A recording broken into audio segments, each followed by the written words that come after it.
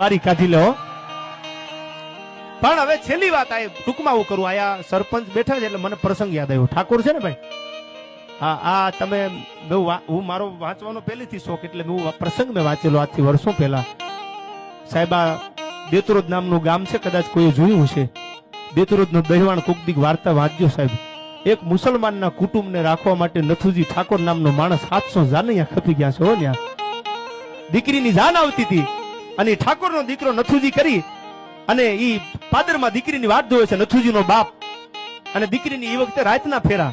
અને એમાં એક મુસલમાનનું કુટુંબ, કોઈને ઔરંગઝેબનો ભાઈ દારાસા, અને દારાસા એના કુટુંબને લઈને નીકળી ગયેલો અને ઔરંગઝેબે નક્કી કર્યું દારાસાનું કતલે આમ કરી નાખવું.